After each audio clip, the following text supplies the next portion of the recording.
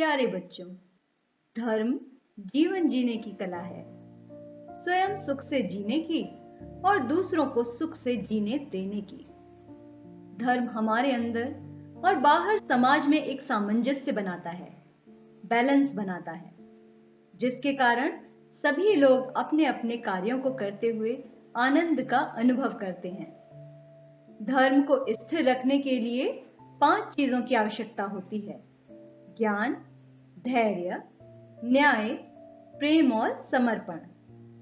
जब इनमें से कोई भी चीज ज्यादा या कम होने लगती है, तब धर्म का बैलेंस भी बिगड़ने लगता है। धर्म के ये 5 खंबे उसकी नींव होते हैं। महाभारत का युद्ध लड़ा जाना भी इन 5 खंभों के धराशायी होने के कारण हुआ। मानव सभ्यता को बचाने के लिए धर्म की पुनर्स्थापना जरूरी थी। श्री कृष्ण द्वारा गीता ज्ञान देना और अधर्मियों के नाश के बाद धर्म की पुनर्स्थापना का कार्य शुरू हुआ। अब आगे। कौरवों पर विजय पा लेने के बाद सारे राज्य पर पांडवों का एक छत्र अधिकार हो गया और उन्होंने कर्तव्य समझकर राजकाज संभाल लिया। फिर भी जिस संतोष और सुख की उन्हें आशा थी, वह उन्हें प्राप्त नहीं हुआ।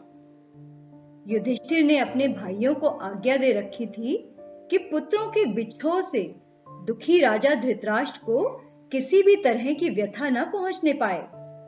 सिवाय भीमसेन के सब पांडव युधिष्ठिर के ही आदेशानुसार व्यवहार करते थे।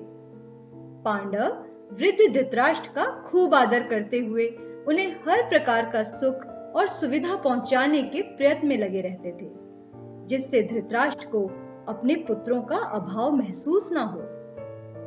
धृतराष्ट्र भी पांडवों से स्नेहपूर्ण व्यवहार किया करते थे। ना तो पांडव उन्हें अप्रिय समझते थे और ना ही धृतराष्ट्र पांडवों को अप्रिय समझते थे।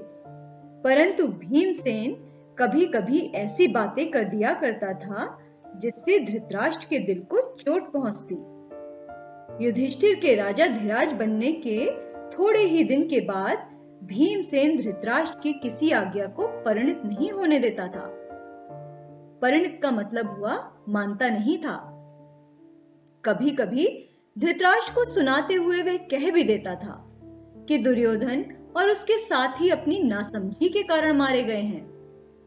बात यह थी कि दुर्योधन दुशासन और दूसरे भाइयों द्वारा किए गए अत्याचारों और अपमानों का दुखद स्मरण अपने मन से मिटा नहीं पा रहा था। इस कारण ना तो वह अपना पुराना बैर भूल पाता था और ना ही क्रोध को ही चबा पाता था। कभी कभी वह गांधारी तक के आगे उल्टी सीधी बातें कर दिया करता था।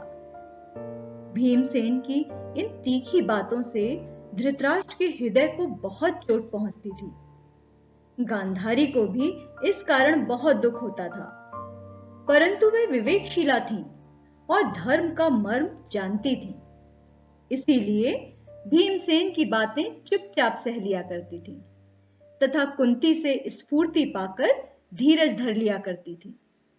यद्यपि महाराज युधिष्ठिर ने धृतराष्ट्र को हर प्रकार से आराम पहुंचाने का उचित प्रबंध कर रखा था, फिर भी धृतराष्ट्र का जी सुख भोग में नहीं लगता था। एक तो वे बहुत बूढ़े हो गए थे और फिर भीमसेन की अप्रिय बातों से कभी कभी उनका हृदय खिन्न हो जाता था। उनको बहुत बुरा लगता था। धीरे धीरे उनके मन में विराग आ गया। इन बातों में गांधारी भी उनका अनुसरण किया करती थी। एक दिन धृतराष्ट्र धर्मराज के भवन में गए और उनसे बोले, तुम तो शास्त्रों के ज्ञाता हो और यह भी जानते हो कि हमारे वंश की परंपरागत प्रथा के अनुसार हम वृद्धों को वल्कल धारण करके वन में जाना चाहिए। इसके अनुसार ही मैं अब तुम्हारी भलाई की कामना करता हुआ वन में जाकर रहना चाहता हूं। तुम्हें इस बात की अनुमति मुझे देनी ही होगी। धृतराष्ट्र की ये बातें सुनकर युधिष्ठिर बहुत खिन्न हुए और भरे हुए हृदय से बोले, अब मैंने तय किया है कि आज से आपका ही पुत्र युयुत्सु राजगद्दी पर बैठे या जिसे आप चाहें राजा बना दें। अथवा शासन की बागडोर स्वयं अपने हाथों में ले लें और प्रजा का पालन करें। मैं वन में चला जाऊंगा। राजा मैं नहीं बल्कि आप ही हैं। मैं ऐसी हालत में आपको अनुमति कैसे दे सकता हूं? यह सुनकर धृतराष्ट्र बोले, कुंती पुत्र, मेरे मन में वन में जाकर तपस्या करने की इच्छा बड़ी प्रबल हो रही है। तुम्हारे साथ मैं इतने बरसों तक सुखपूर्वक रहा और तुम और तुम्हारे भाई सभी मेरी सेवा शुश्रूषा करते रहे। वन में जाने का मेरा ही समय है, तुम्हारा नहीं। इस कारण वन में जाने की अनुमति तुम्हें देने का सवाल ही नहीं उठता। यह अनुमति तो तुमको देनी ही होगी। यह सुनकर युधिष्ठिर अंजलिबद्ध होकर कांपते हुए खड़े रहे। वह कुछ बोल न सके। उनसे ये बातें कहने के बाद धृतराष्ट्र आचार्य कृप और विदुर से बोले, भैया विदुर और आचार्य, आप लोग महाराज युधिष्ठिर को समझा बुझाकर मुझे वन में जाने की अनुमति दिलाइए। और इस तरह से युधिष्ठिर से वन में जाने की अनुमति पाकर वृद्ध राजा धृतराष्ट्र उठे और गांधारी के कंधे पर हाथ रखकर लाठी टेकते हुए वन के लिए रवाना हुए। माता कुंती भी उनके साथ रवाना हुई। गांधारी ने अपनी आंखों पर पट्टी बांधी हुई थी, इसीलिए वह कुंती के कंधे पर हाथ रखकर रास्ता टटोलती हुई जाने लगी। और इस तरह तीनों वृद्ध राजकुटुंबी राजधानी की सीमा पार करके वन की ओर चले। धर्मराज समझ रहे थे कि माता कुंती गांधारी को थोड़ी दूर तक विदा करने के लिए साथ जा रही हैं। वह संभल कर बोले, मां, तुम वन में क्यों जा रही हो? तुम्हारा जाना तो ठीक नहीं है।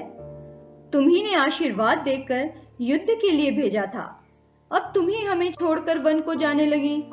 यह ठीक नहीं है। इतना कहते कहते युधिष्ठिर का गला भर आया, किंतु उनके आग्रह करने पर भी कुंती अपने निश्चय पर अटल रही। युधिष्ठिर अवाक होकर खड़े हुए देखते रहे।